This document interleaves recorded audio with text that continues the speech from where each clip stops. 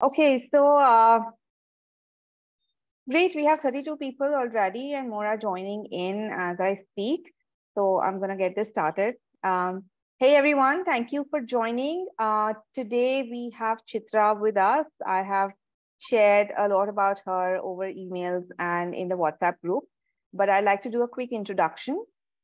So Chitra is a sales mentor and inspirer. She has 3 decades of expertise in leading sales teams, and she's worked with India's largest banks like Kotak, ICICI, etc.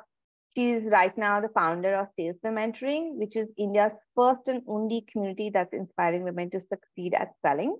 Um, she is also the national president of the Wiki, Sales and Business Development Council, and she's also an empaneled sales expert at Wila Exports.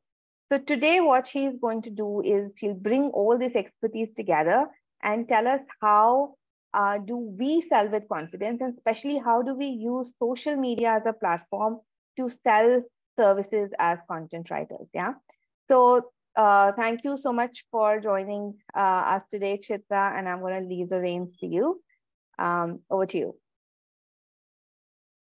Thank you so much. It's a real pleasure to be here. And thank you all, the 42 people who have joined so far. Looking forward to talking to you and discussing your content creation and lead generation challenges on social media. Let me quickly share my screen. Just a minute. So.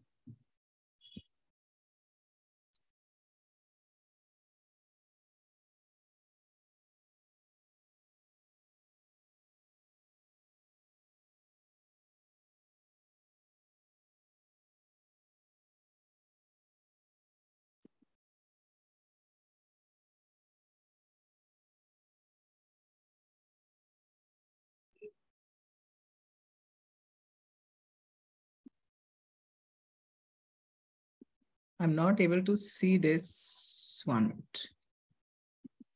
No, no worries. So meanwhile, while Chitra is sharing the screen, if you have any, right? Yes. Just a quick hygiene thing. While Chitra is talking to us, if you have any questions, please put them in the Q&A pane, and we will answer them towards the end. Right? Great, Chitra, you can get started. So I'll just put it in. I leave it on. Can you all see it clearly? Yes. Is it clear? My screen and the writing there. Okay, so we're going to talk about building an effective lead engine, and we are going to focus on social media, especially LinkedIn, because I know a lot of you are on LinkedIn and a lot of you are generating a good amount of leads there. And this is the lady on the lead engine, and hopefully by the end of the session, all of us will be ready to take off like a rocket. About me, Supriya has already told you about me. My passion is nurturing my community, which is SalesWomentoring. My purpose is to mentor women to succeed at selling. Seeing that there are so few women in sales, that's the problem my community is trying to address. That is, attract and retain more women in sales and enable them to proactively choose sales as a profession, and also to succeed at selling, so that we have more women sales leaders coming up. And even as entrepreneurs or solopreneurs or freelancers, we need to be successful at selling our brand, at selling our products and services. And that is what this community is endeavoring to do, to help all women to succeed at selling.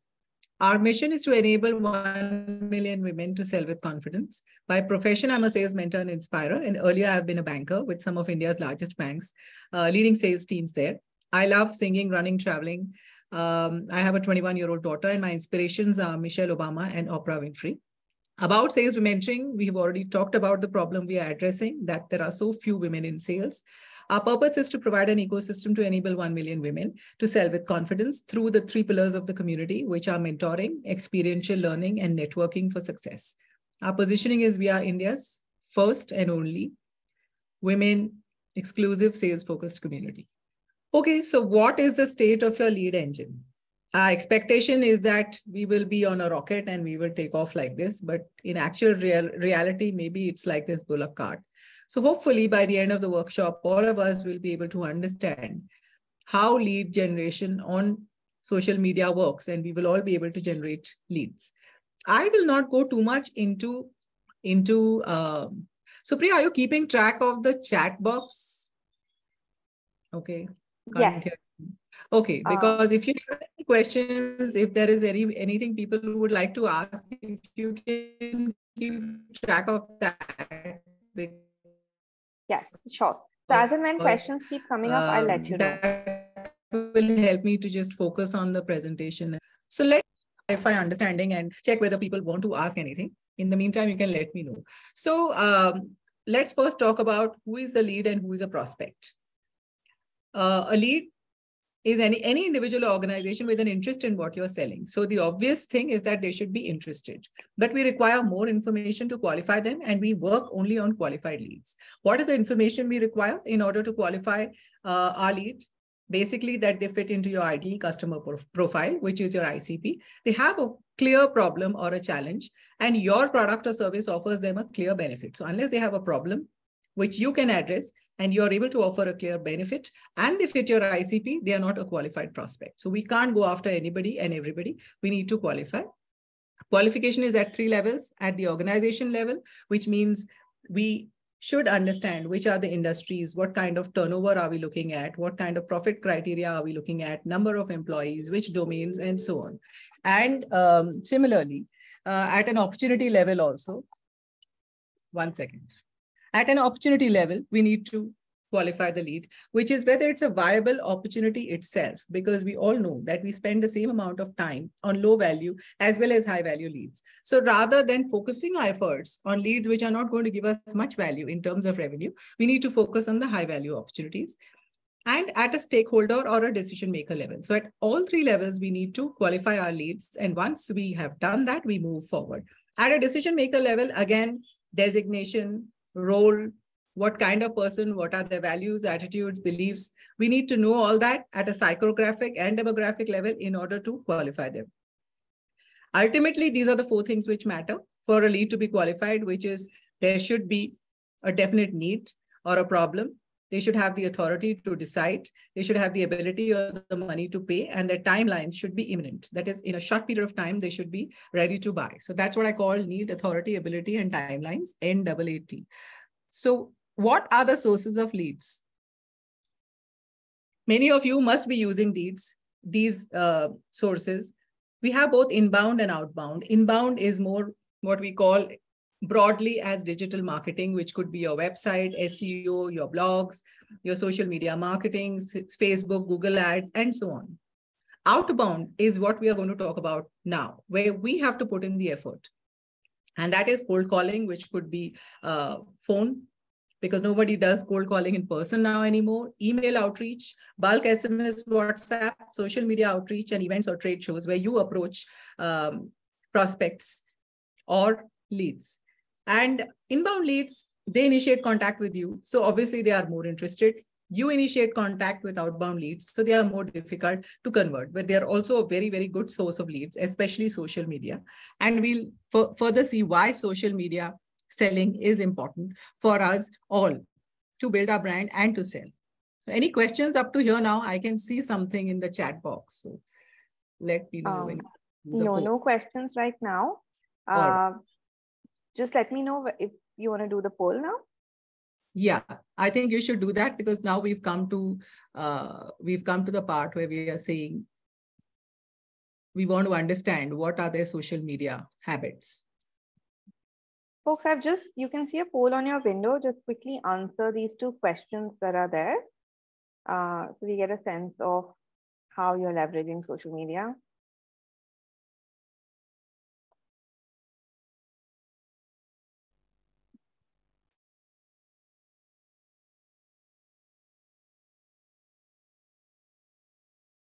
Yeah, if you all vote, we'll know. Do you use, how effective has social selling been for you? Host and panelists can't vote. So can we see their results? How do we see their results? Yes, in a bit. A few people are still voting. I'll leave it open for another 10 seconds, and then I'll share the results.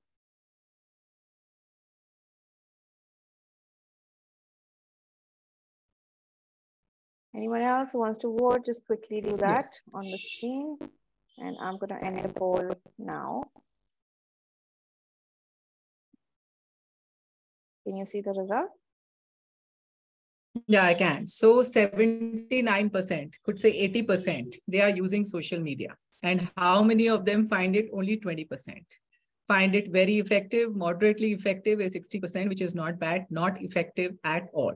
So I would like to take two people from the moderately effective, actually one each, from the very effective, moderately effective, and one not at all effective, in order to understand what is it that you're doing right or wrong and what we can improve. But that will be at the end of this session. And we will leave a good 20 minutes open for questions and taking personal case studies. So let's quickly go through the rest if there are no questions up till now. Cold calling, email outreach, social media selling. This is what we already talked about. And this is what we're going to cover now very quickly. I will go to calling, which is reaching to a prospect, the mindset in order to be ready for the cold call, have a specific time for calling, research on your client and their prospect and their company and the person you're going to speak to even before you speak to them, stick to a schedule which works.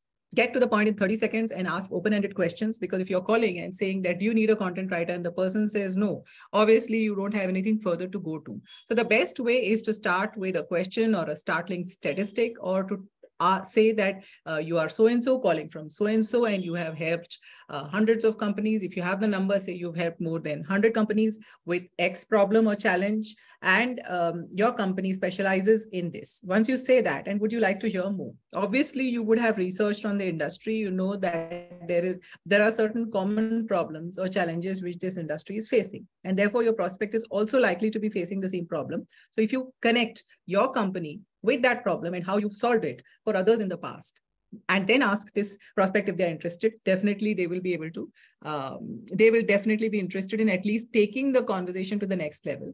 At the end of the call, your objective is not to convince the customer to buy, but rather convince the customer to talk to you further and continue the conversation, which is set up time for a PPT or a meeting.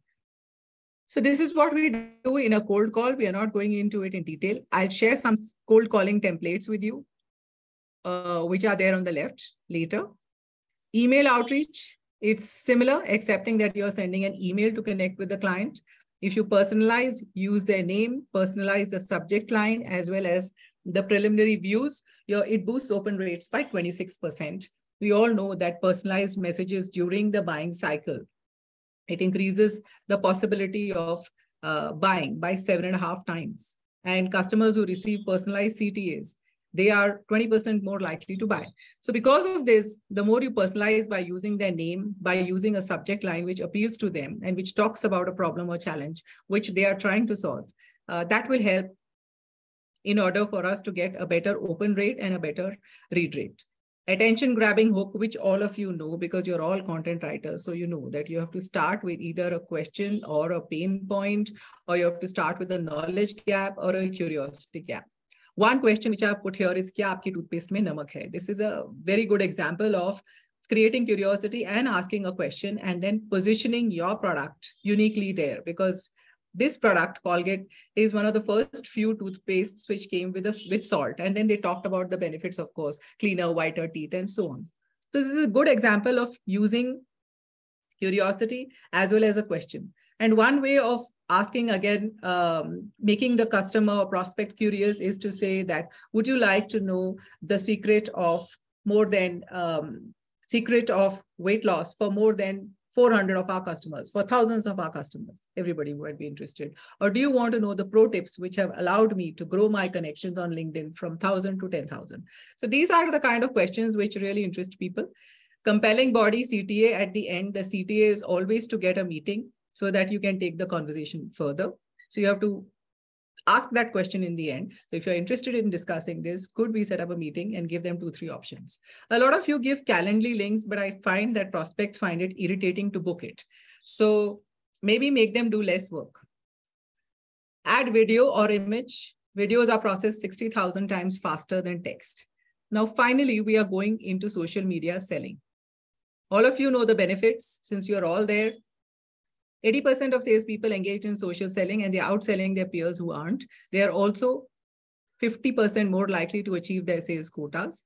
More than 80% of buyers are ready to have social media conversations with potential providers, and they are researching them on LinkedIn and Instagram. Nearly 50% of social traffic to B2B websites comes from LinkedIn. That's the importance of LinkedIn. In fact, 80% of B2B leads are coming from LinkedIn.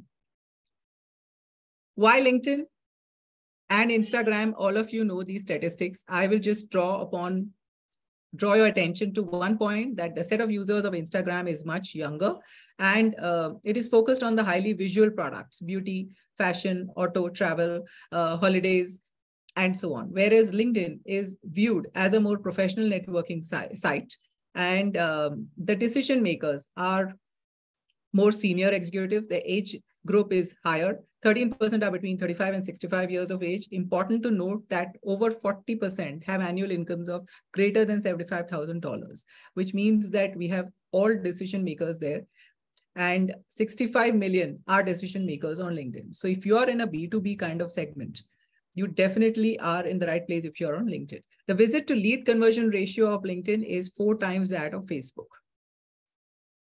Okay, again, briefly about, I've taken my own community as a case study here, where I have grown my personal brand to more than 13,000 followers in a period of about a year, little more than a year. So that's about 13x. SalesWomentoring has about 2,000 followers, and our combined reach on all our social media is more than 21,000 now in a period of a year. And all of it has been organic, no advertising, no Google ads, no Facebook ads, and no money spent on promotions. Now we are 1,300 strong and 15 plus mentors.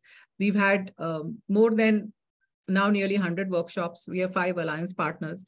We've also got our first set of B2B training going. And all this is entirely through LinkedIn. The point, that is what I'm trying to say, that all my members have come through LinkedIn, and then further from word of mouth.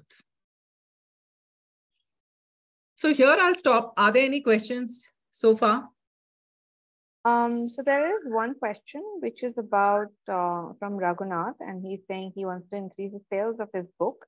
He's been running ads and giving away promotional material with an email sign up, but very few people are signing up and the ads are not converting the click. So you're talking about which ads? He's talking about Facebook ads. Yeah, so here we are not going to get into Facebook ads at all, which is what I was saying, that because of the lack of time, we need to focus on the reason why we are here, which is social media selling. And social media selling and marketing are 2 different things. Ads are inbound. So they generate leads from advertising, which is inbound. We're talking about outbound here. But one reason I can think of very quickly is maybe you should understand what is it that your TG wants. Maybe they don't want a free copy of the book, or maybe you should understand what your competitors are doing. I will not be able to answer your question without getting more specific details as to what kind of book is it, what does your ad copy promise, who is your TG for this book, and so on. I've seen quite a few successful authors launching their books on LinkedIn and being successful. There are 2 or 3 in my own community. And maybe connecting with such people would give you some more ideas. But we are not going to, and I'm repeating that, without specific information, getting into more details on Facebook ads. We will focus on LinkedIn and to a smaller extent on Instagram. So there's one more question from, and that's about, is it a good idea to reach out to potential leads via LinkedIn direct messages?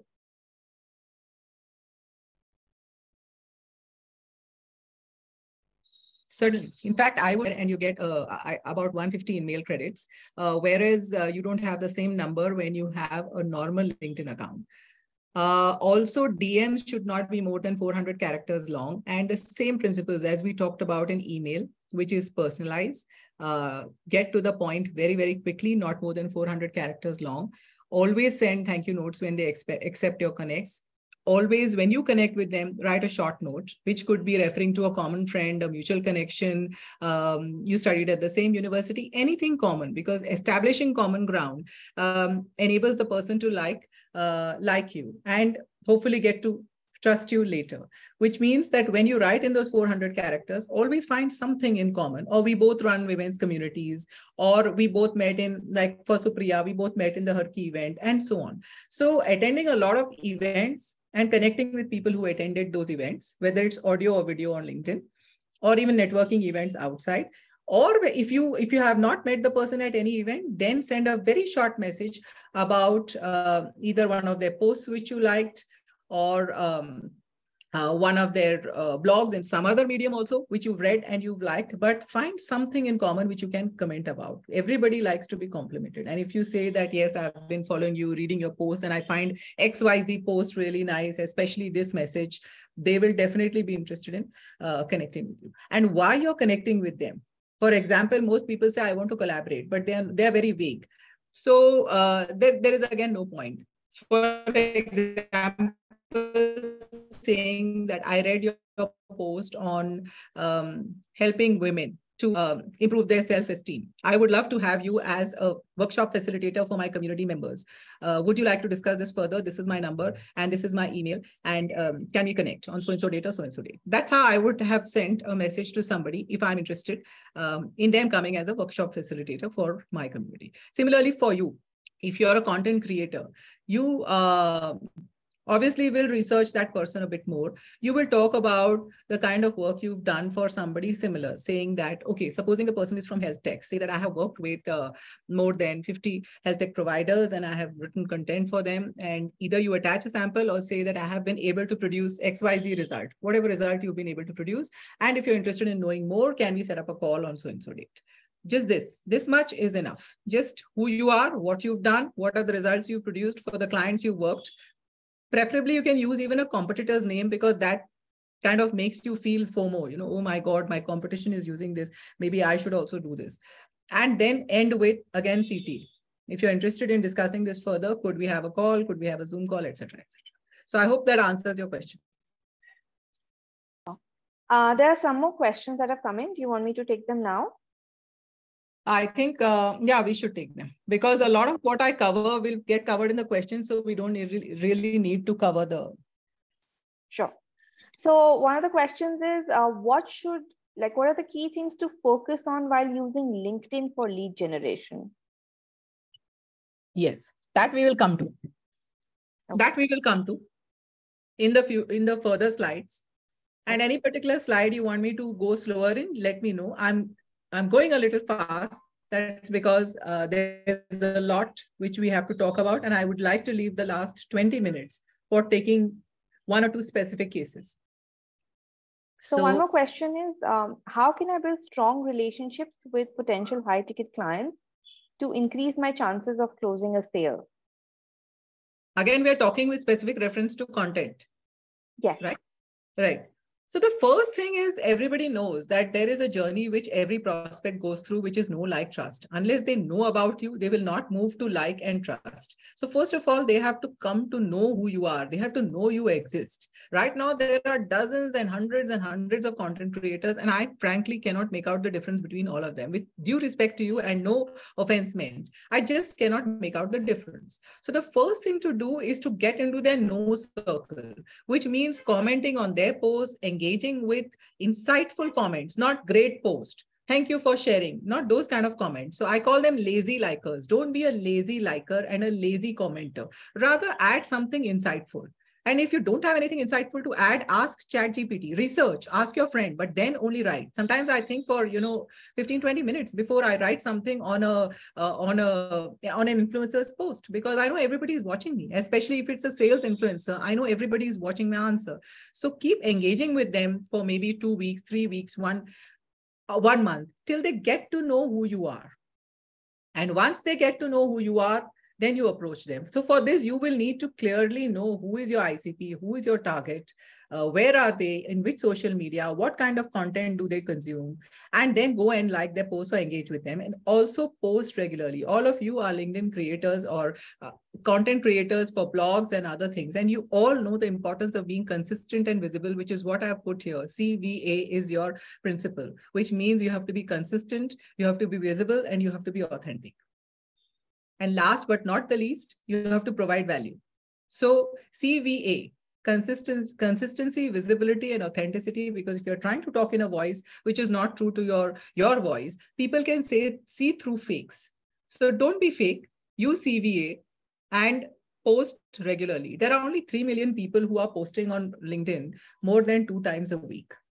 And you know that the minute you start posting 2 or more times, you will stand out again, you will get visibility. Once you are visible and they know who you are, start engaging with their posts. Hopefully they like your comments, they will get into like, and then send them a DM, offer to set up a call, show them samples. And once they trust you, they will be converted. But this is a process and it's a constant process. So instead of always be closing, we should change it to always be prospecting, and further always be building relationships. Find a way to get them what they want, and find a way to provide to them what matters most to them. Share some insightful article, share some trending post in this industry, share some infographics which pertain to their industry. Help them in any way which you think would be useful for them, and definitely they will be converted, if not now, at some point in the future. But it is a constant process. You can't do it for 1 month and say, oh, I've got enough clients now, and then leave it. That's what most people do. When their pipeline is full, they stop prospecting, but it's a constant cycle. Thanks, Chitra. Couple more questions. Shall I take them? Yeah. Okay. Is this slide clear? I think this will give a lot of clarity to people. First of all, understand who is your TA or your ICP. Optimize your own profile. Understand your business's UVP, or understand your UVP. What is the unique thing you bring in? Right? Even as a content creator, there must be something unique in you. Keep your brand voice and messaging consistent. Be consistent, visible, and authentic on social media, and focus on networking for maximum impact. For example, now you have Threads, you have X, you have Y, Z. Choose your social media wisely, maybe 2, maximum 3, and be impactful in that narrow niche. Don't try to do everything everywhere. Now we'll see this lady's LinkedIn profile. And the reason I have kept her here is because in her tagline, she's saying exactly how she can help her TA. So a lot of people make their tagline about who they are, their role. I'm president, I'm CEO. Nobody cares. They just care about what you can do for them. So she says she's a TEDx speaker. First thing, she's establishing her credibility. She's a LinkedIn strategist. She helps women, professionals, entrepreneurs, students to build their personal brands and maximize their visibility on LinkedIn. Career coach. So everybody is on LinkedIn for a reason, and all of them want to maximize their visibility, reach, and get leads and get more followers. Ultimately, everybody wants to get business. So she said all these 3 things or 4 things, and she's also talking directly to her TA. Her TA is not men. Yes, students, men, yes, but primarily women, professionals and entrepreneurs. So that's the reason. We can go to her profile if you like. In the end, I have just highlighted this to tell you that the tagline under your name is possibly the most important brand space you can occupy. And then also the space behind your photograph, where all of you have written, I see a lot of you have written really good stuff. But again, it should be unique. It should be different. And it should speak about who you are. Okay, so we'll take the next question. Sure. So Romal is asking, if I have 2-3 skill sets, and as a beginner, I cannot niche down to a particular skill that I can sell, how do I target one single ICP, or multiple ICPs can work? Multiple ICPs rarely work. So focus is what brings results. And therefore, you should understand very clearly which is your most strong skill and leverage on that. And once you are established there, then move on to the next. So at one at a time is my suggestion, but ultimately it also depends on which are these skills you're talking about. If you want to choose different ICPs and different skills and want to target them, in that case, your pitch as well as your process has to be different for each of these, because they are separate segments then that you are dealing with. For example, this lady, let's go back to her example. She helps women, professionals, entrepreneurs, and students. Obviously, her pitch for each of these is going to be different, but she's doing the same thing for each of them. So that is my suggestion. Try and focus on one of your skills, which is the most important, which you can leverage on and make maximum revenue from. Even if you are taking the same skill to different TGs, it doesn't matter, but better to focus on one. So cool. I think one last question right now. How do you handle the price is too high objection? So that answer you can yourself give, because a lot of us tell this to our seller when we don't want to buy. But the reason we don't want to buy, if the person has contacted you or agreed to meet you or even shown an interest in your email or your telephone call, it's obvious that they have somewhere in the back of their mind, they have a need for your product and they are somewhere interested. But it could be possible that they are getting more value from a competitor. And value is perceived value. How do they perceive the value which you are offering to them? And if that doesn't match with what is in their mind, they are not going to buy your product, which means that you need to increase the value. And that doesn't mean discount the price, because when you discount the price and make price as your selling point, you commoditize your product. So don't commoditize your product. Rather, you focus on increasing the value. So you could probably do an add-on a bonus, add-on servicing. For example, if it's a manufacturing company, then there is a free warranty, there is a free servicing, free AMC, and so on. And add on more value so that the price becomes acceptable to them. But don't lead with price, lead with value. Brilliant. Great. Abhi, right now there are no more questions. Maybe we can proceed and some more questions will come in later. Yeah, a lot of their answers are there in the subsequent slides, but this I will very briefly go through. I think we've already covered it. You need to know who is your TA on your social media. Where are they? Which social media? What kind of content they consume? How do you reach them? Which means either through Insta, LinkedIn, wherever, through DMs, through posts. Who are the decision makers and influencers who can help you reach them, which could be the gatekeepers, and how can you make their life better? Because your value to your TG is defined by the value you can add to their life and their work. What you do, who you are doesn't matter to them. What value you can add is more important, and that's how your value is defined. So I call this the 4W2H formula. You can see that there. The 2 H's are how do you reach them and how can you help them. So first of all, we have to understand why we are on LinkedIn, right?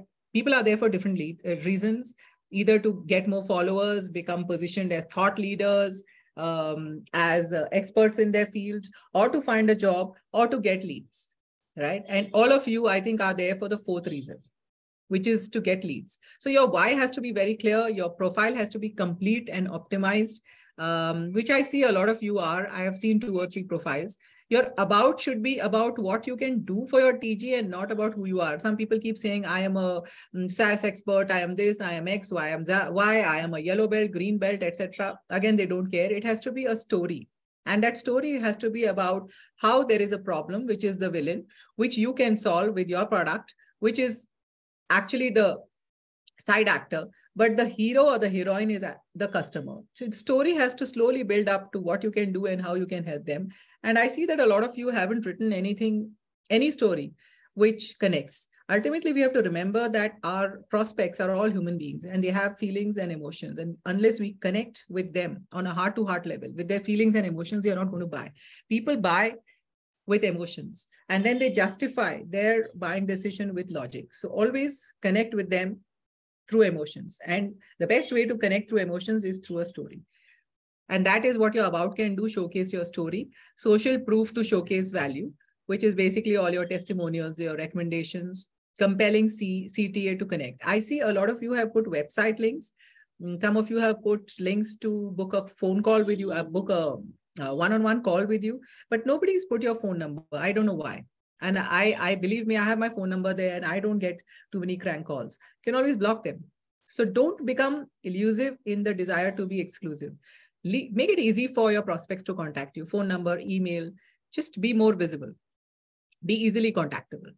Join groups and keep posting on them so that where your TA is, don't join groups of content creators because they are your competitors. There you can go to kind of stalk and find out what is it that they are posting, what are the new trends, which of their posts are popular and so on. But it is more important to join groups, to join events, to join audios, and to join LinkedIn Lives where your target audience is, to see what kind of content do they like, what are their problems, so that you can personalize your outreach and your approach to solve their problems.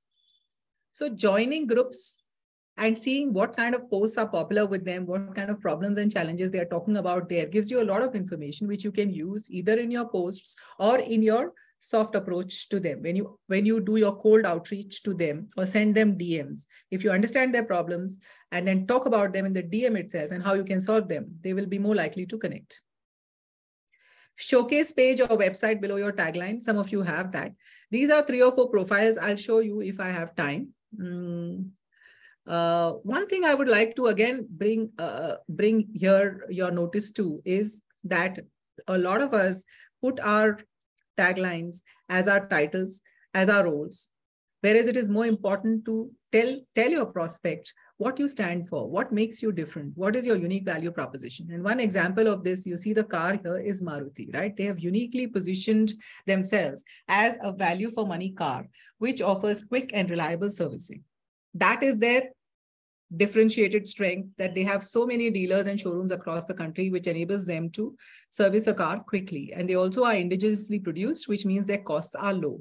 And this strength, which is internal to the company, they have built up into a unique value proposition of being a value for money car with quick and reliable servicing. And this is the positioning they have occupied. And this is what is the messaging they do in all their collateral, in their website and so on. So you have to understand your SSSUR, which is your strength, your story, your what does your brand stand for, your unique value, and how you can change your clients' reality and help them achieve their desired outcomes. That's very important. As I already mentioned, not more than 2 or 3 social media. And clients are of 2 types. There are some who require external validation. They go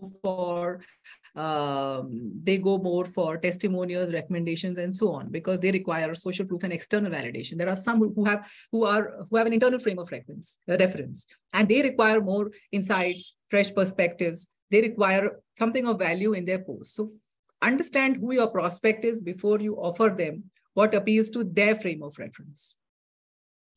Offering something more, which is free, like an ebook or a planner or free videos, etc., in your LinkedIn profile itself draws people to you. Your hashtags are very important. All of you know that. 5 hashtags, 2 broad ones, 3 narrow ones. An example of a broad hashtag is sales. An example of a narrow one is objection handling. A lot of us are, preachy, teachy. No one likes the preachers, teachers. Avoid jargon, too technical stuff. Stories and reels on Insta, everyone knows, do better. Reels have a 22% higher reach.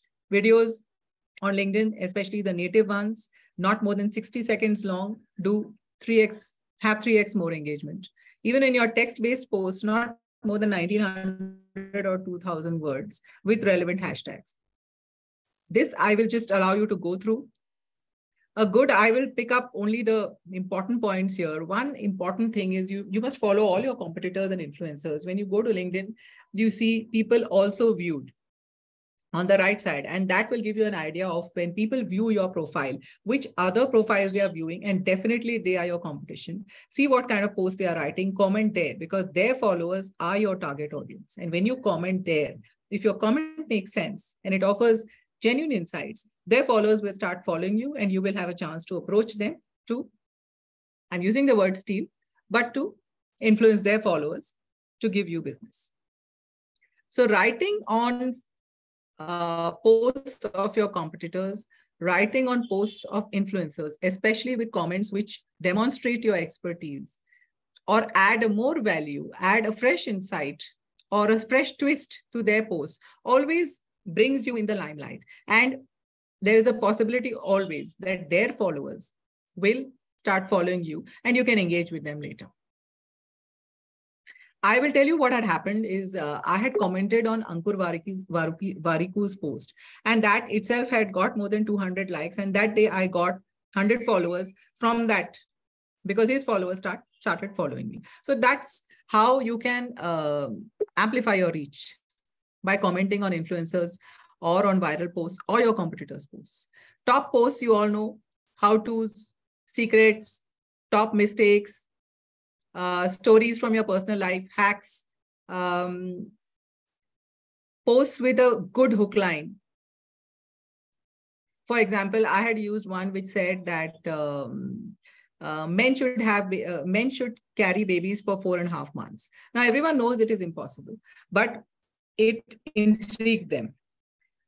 Similarly, I had put one hook line which said that I had two babies at the same time. And no, they were not twins. So again, that post did really well. So our hook line for the post is really, really important, ending with a CTA and a question, which tells them what to do at the end of the post. Because a lot of people write a lot of stuff. At the end, the reader is left hanging. What am I supposed to do? So always have a CTA that if you like this content, follow me or get in touch with me or DM me or subscribe to this newsletter or look at this video and so on. End with a question if possible so you get more engagement. We already talked about DMs where you mentioned something of which is common. You talk about some post which you liked. Always find some common interest with them. Don't be a lazy liker. Start your outreach soon after connecting. I don't know why I have so many O's, but yeah.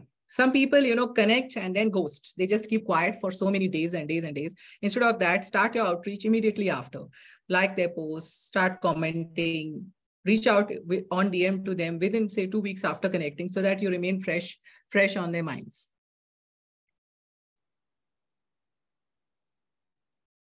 So any more questions here now? No questions right now. Maybe we could look at the profiles that you were mentioning. Yeah. Right. So let me see if there's anything which is... Yeah, an important thing to remember is the point I've highlighted in yellow, which is give before you ask. A lot of us do promos on the first message itself, and no one likes that. So try to offer them something valuable, whether it's an ebook or whether it is some trend or insight from your analysis of the industry before you ask for something. I'm sure all of you know about creator mode and how turning it on gives you access to live audios. Very, very few people use personalized outreach messages. 87% are using impersonalized messages. So by using personalized outreach messages itself, we stand out. Service ratings is something people are not using. All of you have put in, what are the services you offer, but I don't see any ratings there.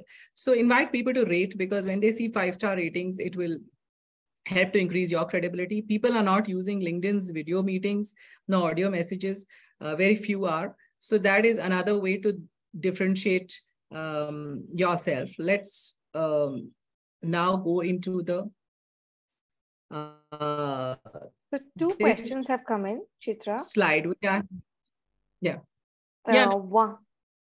One is being a sales expert yourself, what would make you look into someone's sales pitch and revert to them?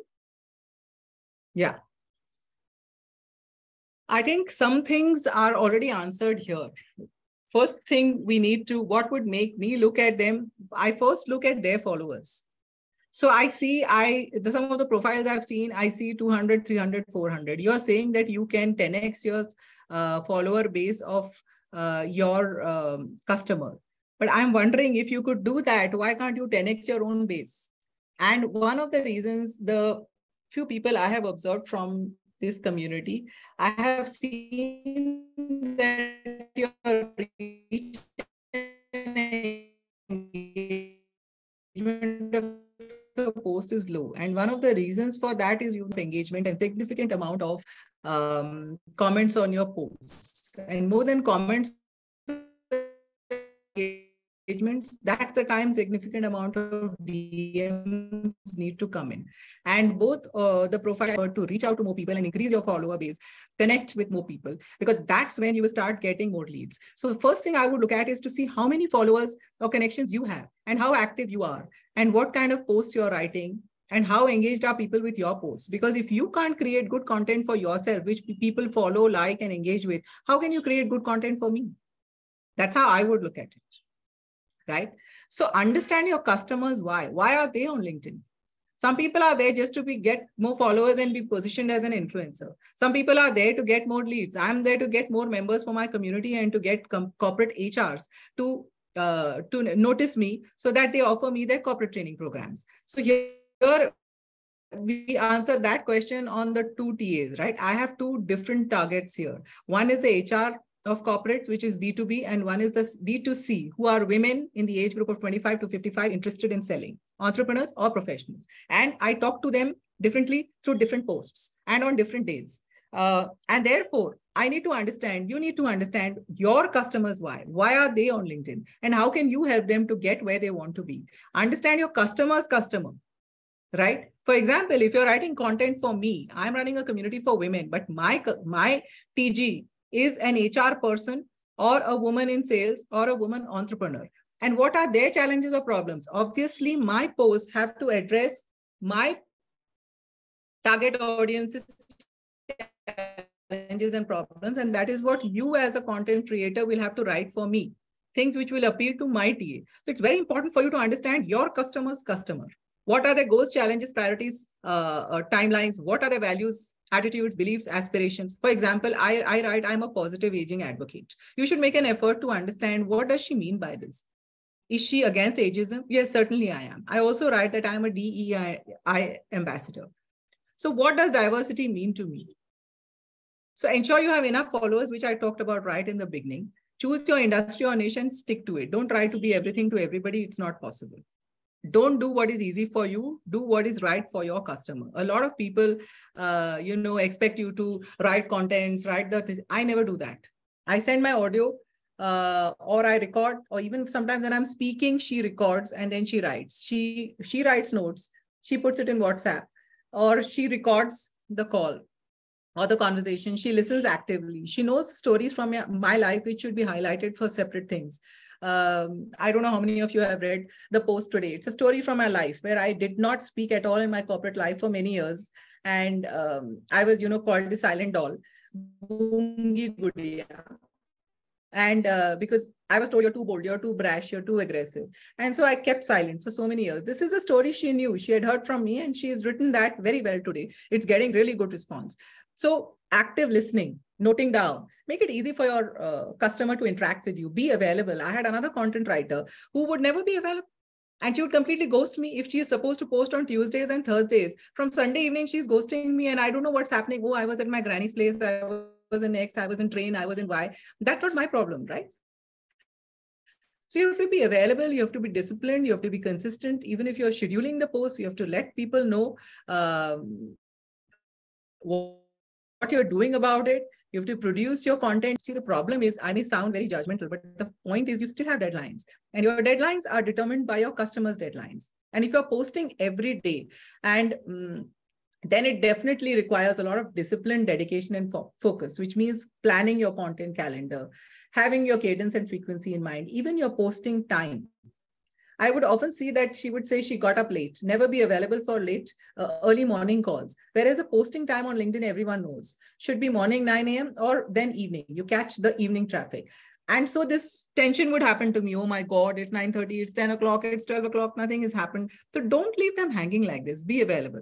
So I think these, don't do what is easy for you, do what is right for your customer, is what I would like to highlight here. And show them how you're different. There seems to be a spelling mistake here. Define, articulate, and reiterate your UVP. Because as I said to you even earlier, I cannot make out how you're different from others. Everybody says I'm a LinkedIn content creator, but how are you different is something you will have to really think about. Write down 10 things which make you different, strike out things which don't really seem to be appealing to your target segment, and then choose that one thing which stands out, which makes you different. So for example, there's a lady called Wendy Harris. She calls herself the conversation queen. And she tells us how to have impactful sales conversations. So the minute you see conversation queen, you want to look at her profile. Similarly, choose some tagline which is very catchy and also draws attention, distinguishes you from the rest. So I think that would have answered your question. Sure. I think those are some really great points, Chitra, and especially, on the accountability and ownership part, right? As content creators, you've got to take ownership of that delivery. On that similar note, there is one more question, which is, how much time do you spend on LinkedIn in a day? I spend 1 hour in the morning and 15-20 minutes every 2 hours on LinkedIn. And yes, I'm quite addicted to LinkedIn, but my opinion is that you must spend the rule of posting. Everybody knows 80% of your content should be valuable or insightful, because we are here either to entertain or to provide insights, which are fresh perspectives. And entertaining we can do through stories, through memes. We can provide insights through infographics, and we can engage with them and really connect with their hearts, like I mentioned earlier, through stories. So we are here for 2 or 3 reasons, which is entertain, engage, and connect. And all your content should be tailored to do that. Similarly with your customer, but ultimately you have to help your customer or prospect get what they want. So like Zig Ziglar says, you can have everything in life you want if you will just help enough other people get what they want. But unfortunately, we start with what we want, right? I want more revenue. I want X. I want Y. It doesn't always work like that. I know we're running a business, but at the same time, you've got to give, you've got to help. And that's when you will get what is it that you're looking for.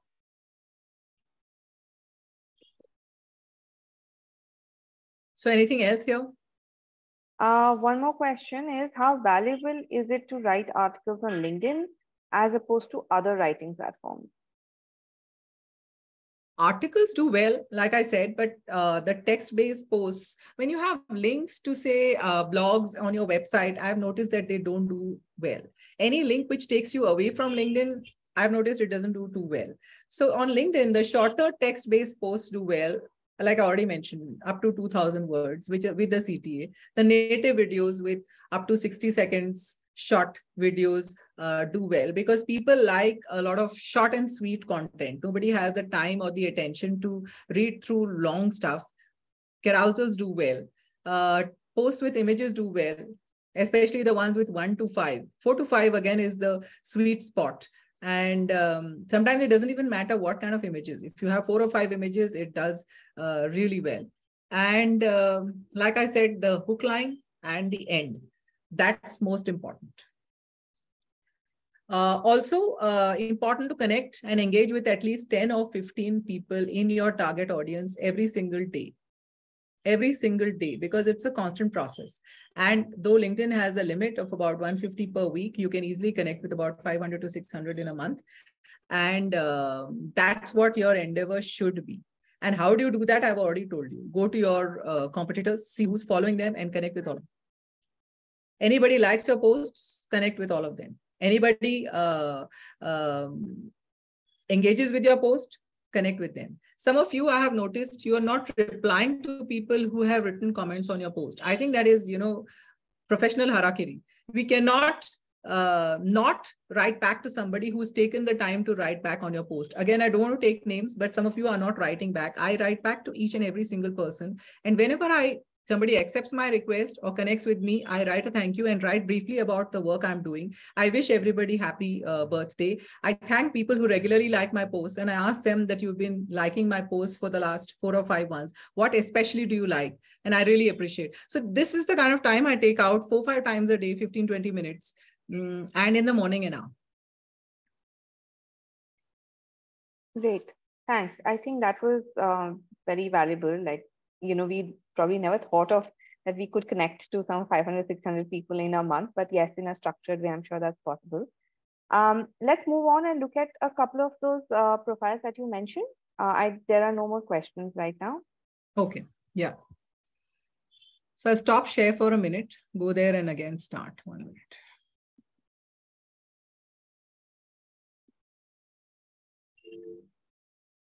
Okay.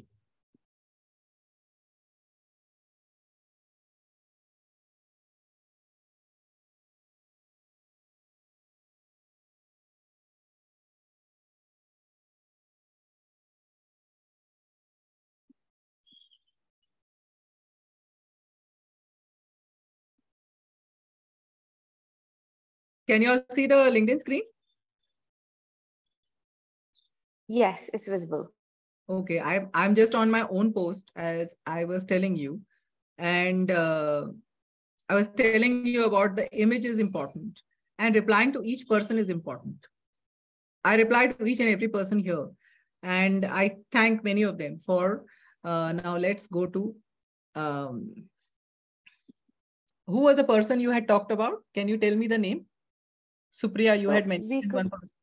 yeah, you could go to maybe Romel's profile. Romel, yeah. R-O-M-A-L. R-O-M-A-L, yeah, that's the one, yeah. Right. So here we are, and he's done a great job on using the backspace, right? Because that's very important real estate.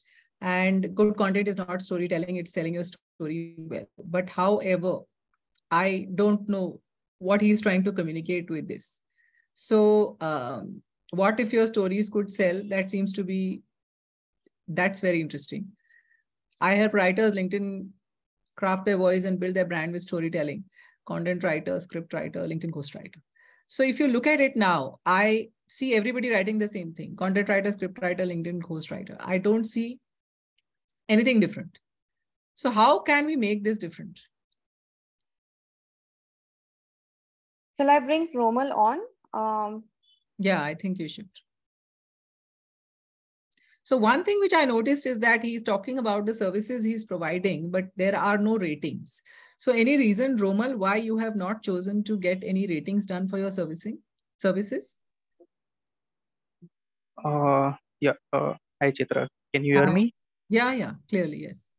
Yeah. Okay. So I wasn't aware about this rating feature that you have just mentioned.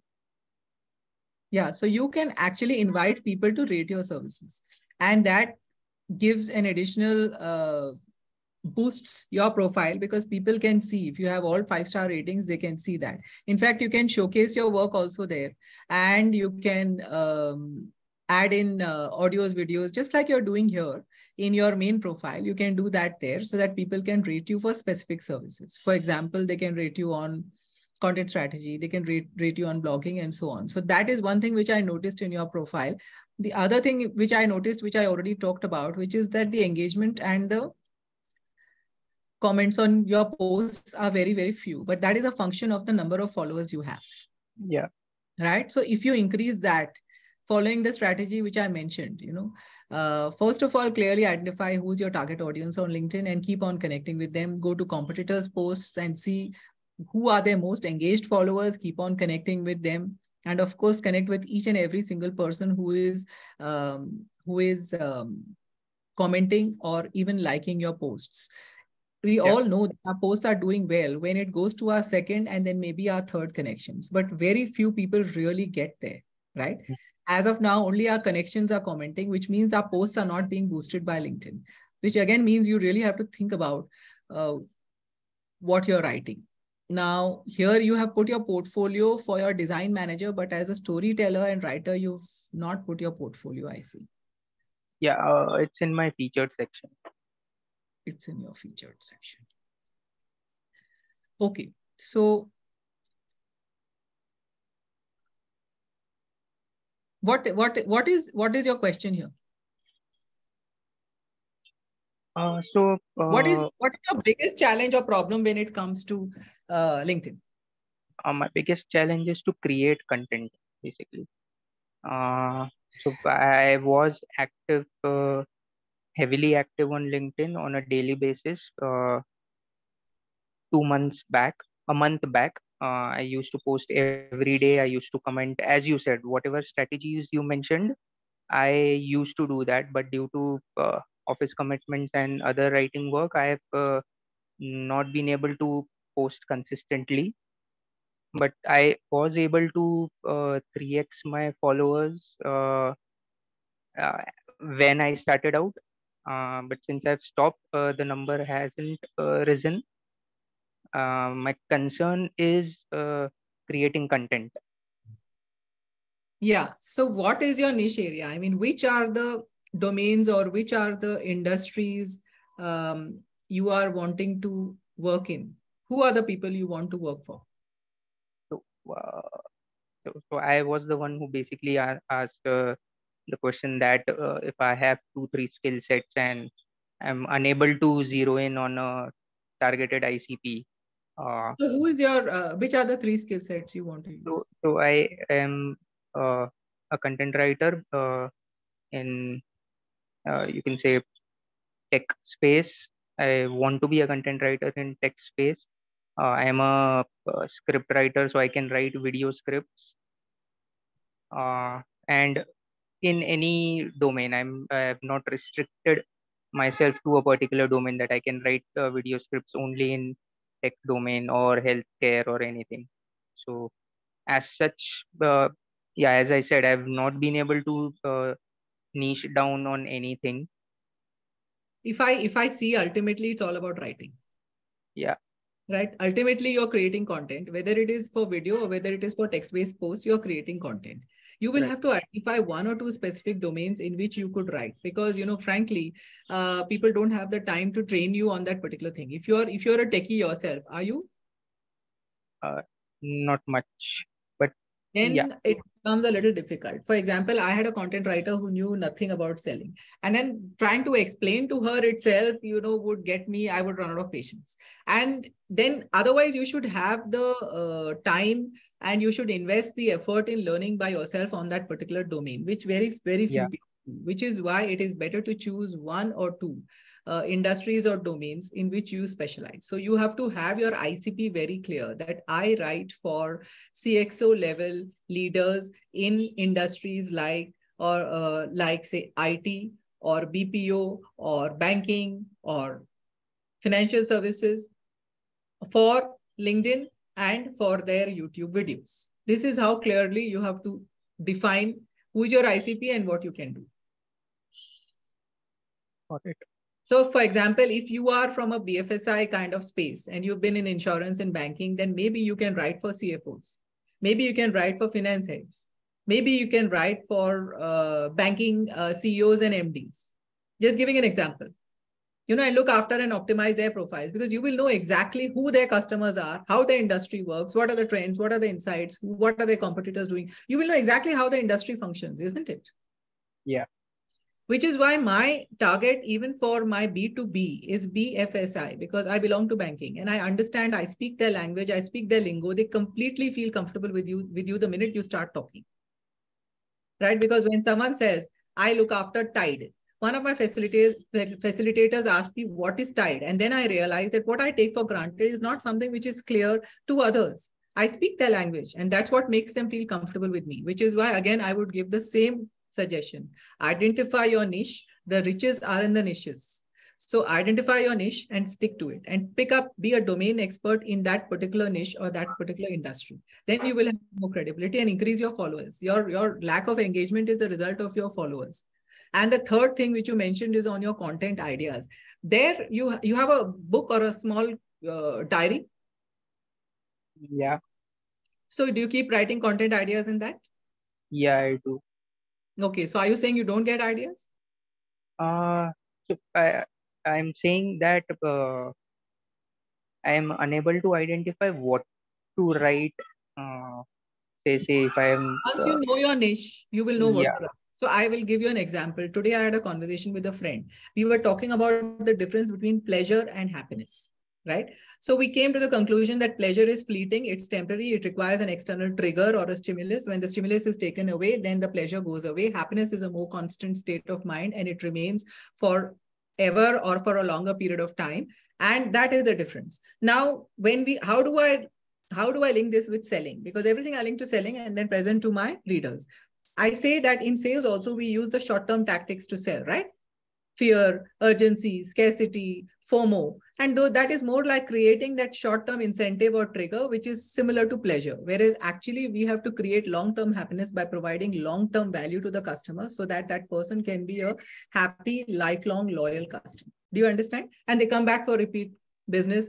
They give you higher lifetime value and they give you referrals. So this is the difference between a short trigger to buy, which could be a discount sale or a special offer, and a longer term value added offering, which will ensure that they remain happy for longer. So which one do you want? You want a happy customer, or you want a customer whom you give pleasure to for a short period of time with that trigger, with that lower price or with that one incentive or that one offer? So that's what the post will talk about. You understand what I'm saying? Yeah. Right. So everything if you link back to that, then if you know not your niche, you will be able to link back everything there. I link music to it. How selling is, how I drew sales lessons from yoga, drew sales lessons from music, sales lessons from singing, and so on. So in sales itself, I have like how not to sell, what are the different kinds of selling, what do different sellers do, how do they sell differently, top mistakes I made, top myths about it, how to sell, top tricks, top secrets, my secrets, and so on. So I'm saying if you know your niche and your domain, there are various ways in how not to's and how to's that you can find and produce the same content. And if you are still stuck, then you choose one thing, one sentence, and write it in different ways. And that could be your prompt for content for the future. Understood. Write the same sentence in different ways, because ultimately what is content about? We are saying the same thing in different ways. It's like the script writers of lyricists of Hindi film songs. All Hindi film songs are based only on 2 or 3 themes, right? Love, sadness, parting. But they're writing the same thing in different ways, isn't it? Yeah. And that's our job as content creators. They all write on love, but they write in different ways. They all write on parting and sadness, and some are angry also at parting in different ways. And of course, there's the devotional music, which is a different genre. I'm just talking about Hindi songs. They're all about love and sadness. So they're writing the same thing in different ways. And there are different words they use, udasi, dukh, for the same thing. And then that is a prompt for their content. Similarly, we can use similar prompts. Like this conversation with my friend became my prompt, and that post will come on this Sunday. And I have specific days, I have specific ideas. Like Monday is always sales shots, Wednesday is always a quote, Sunday is always inspired selling, inspired living. And so this content calendar gives you the prompt to create the content also. Yeah. And last but not the least, when I write comments on other people's posts, sometimes that becomes a prompt for me. When I get a lot of likes on that comment, I know it's something which my audience wants to consume and wants to know more about. That becomes a content for the next post. Yeah, got it. Thank you very much. So I hope now you've got some ideas. Well, yeah, I do. And if nothing, then do something you like. Like, for example, I sing and I run. When I go running, I get all my ideas. When I sing, I get all my ideas. So do something else. Distract yourself for a while, you'll get the ideas back. It's called writer's block, which I know you all know, and it comes back after a while. Okay. So anybody else has any other questions? I see 1 or 2 more questions. We have there are a few more questions. So I'll just read it out, and I know we're a little over time, but let's try and close those that came in. So one question is on negotiation, and that's about how do you approach sales negotiation and what advice you have for content writers looking to improve their negotiation skills to close deals successfully. So there is no one rule for successful negotiation, but if you were to ask me, the most important thing to remember in negotiation is make your prospect feel heard.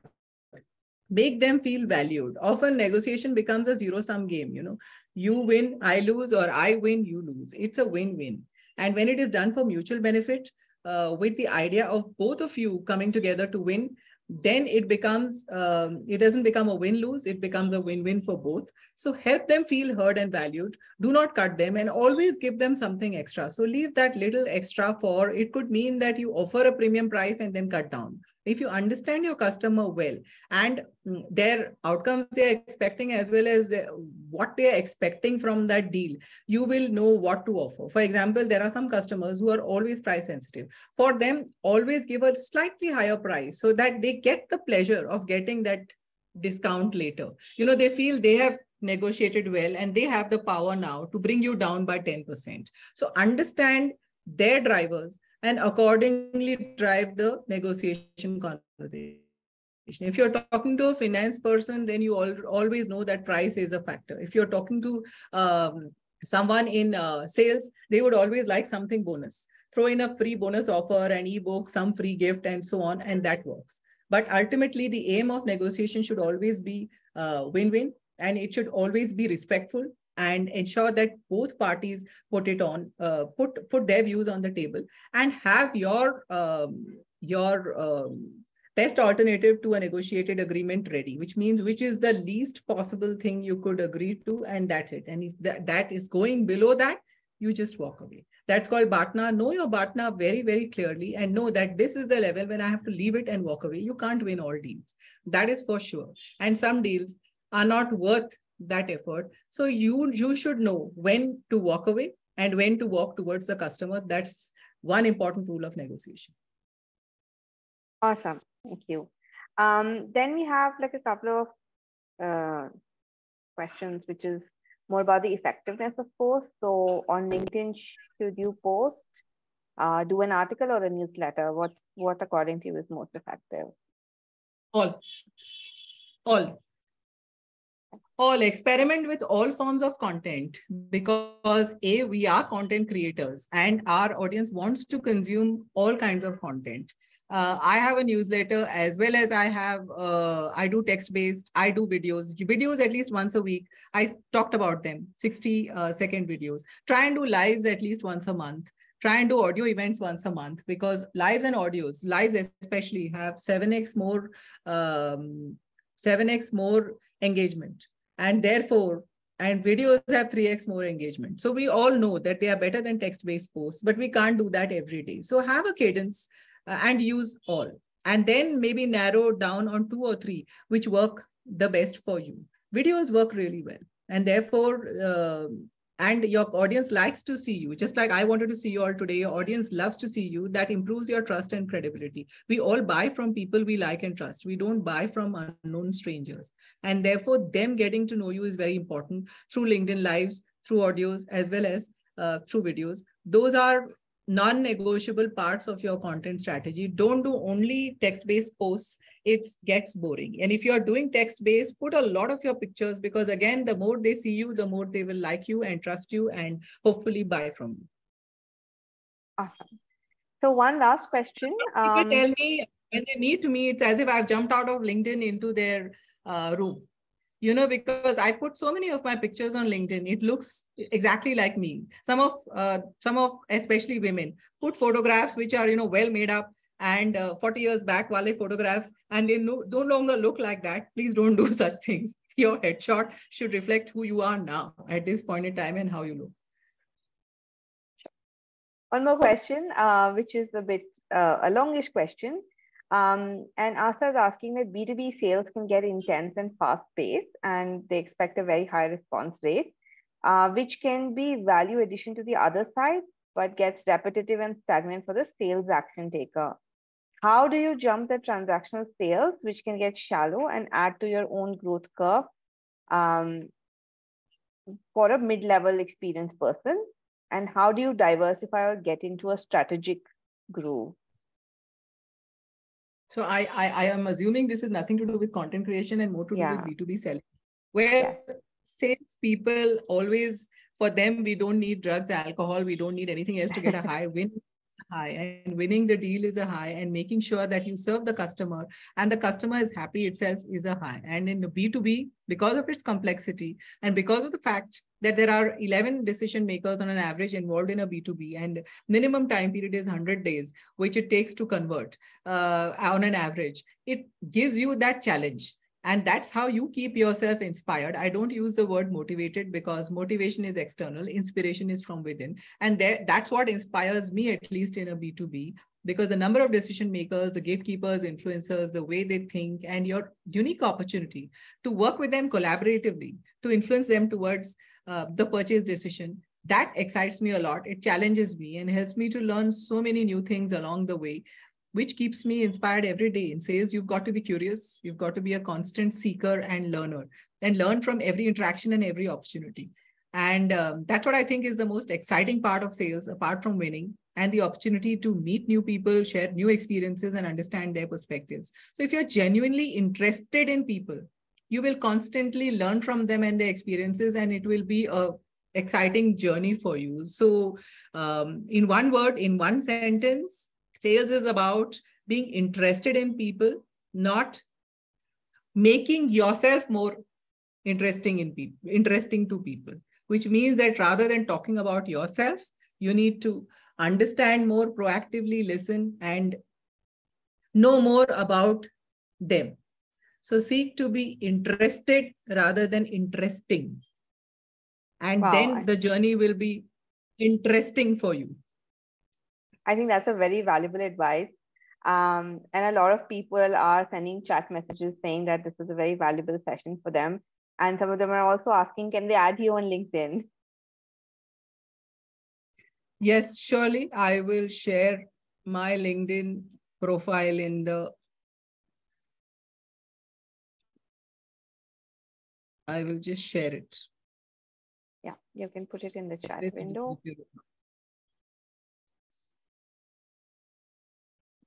Yeah. And I hope all of you have changed your public URL. Where am I now? You might want to stop sharing, so then you can. Yeah, I'm doing that. Otherwise, I'm not able to see, and I will just put it in the chat.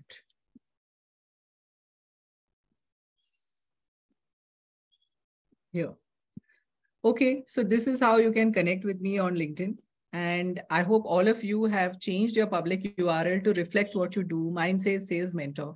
And last piece of advice before you go is to find one word which describes what you do in such a way that it differentiates you from competition. Very few people find it difficult. Very few people find it possible to describe what they do in one word. For example, I use either Sales Inspirer or I use Sales Mentor. And in one word, it tells exactly what I do. And I add womentor to it to make it different because I mentor women. So I say I'm a sales womentor.